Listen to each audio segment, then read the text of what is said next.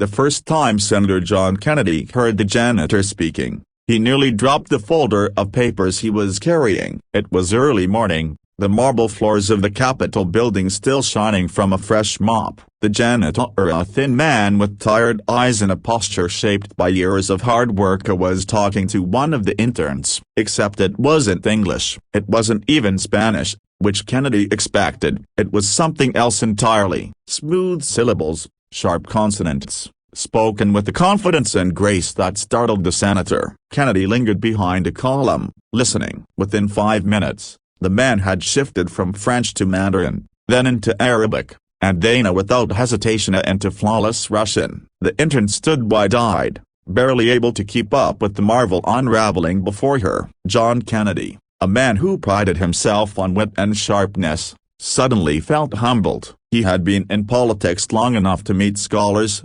diplomats, professors, people who carried credentials like shields. But here was a janitor, pushing a mop bucket, carrying in his voice the wisdom of worlds. Later that day, Kennedy couldn't get the moment out of his head. He asked his aide, "Who's the man who cleans the floors in the East Wing?" The aide blinked. "Sir, that's Emilio Alvarez. He's been here for years. Doesn't talk much." "Why?" Kennedy didn't answer, but curiosity was burning inside him. The next morning, Kennedy arrived early, deliberately crossing the marble hall where Emilio worked. He greeted him kindly, and Emilio, surprised, nodded. Kennedy struck up a conversation first in English, then switching unexpectedly into French. Without missing a beat, Emilio responded in perfect French. Kennedy's eyebrows shot up. "You speak 9 languages?" Kennedy asked. Emilio gave a small, shy smile. "Yes, Senator. I learned them growing up in different countries. My father worked for international charities. We moved often. I wanted to honor his sacrifices, so I studied hard. Languages were my gift." "Then why?"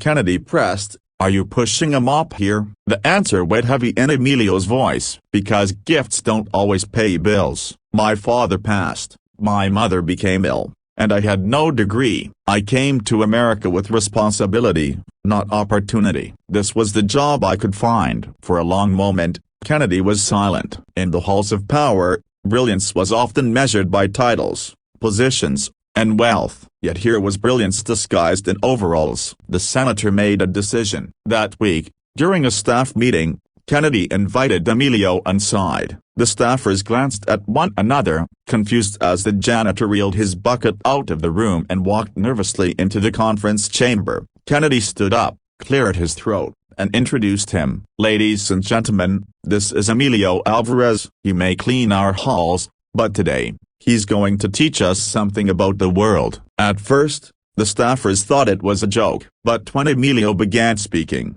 the room fell into stunned silence. He delivered greetings in 9 languages, each one fluent, each one carrying the music of its culture. He spoke of how language connects people, how it can heal wounds between nations, how it carries stories older than buildings. When he finished, the room erupted into applause. Some stood with tears in their eyes. The interns, once oblivious to the man who swept their floors, now looked at him as though he were a professor or diplomat. From that day forward, Kennedy refused to let Emilio's gift go unnoticed. He reached out to colleagues, pushing for Emilio to be given a position where his skills could shine. Soon, Emilio was working as a translator and cultural liaison, his mop replaced by a desk and headset, his voice bridging gaps between leaders who once couldn't speak to each other.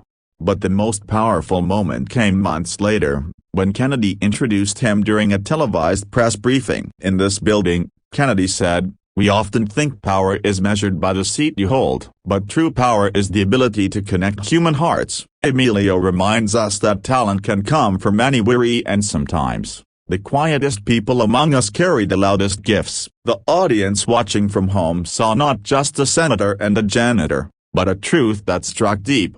Greatness is not reserved for the privileged. It can be found polishing floors, carrying heavy burdens, or living in the shadows awaiting for someone to see it. Emilio's story spread far and wide, inspiring countless others who worked unnoticed, and for once, the world remembered that dignity is not found in the job you hold, but in the person you are. Kennedy never forgot the lesson either. As he walked those marble halls, he carried a renewed humility, knowing that behind every broom, every mop, every quiet figure in the background, there could be a story capable of changing the world.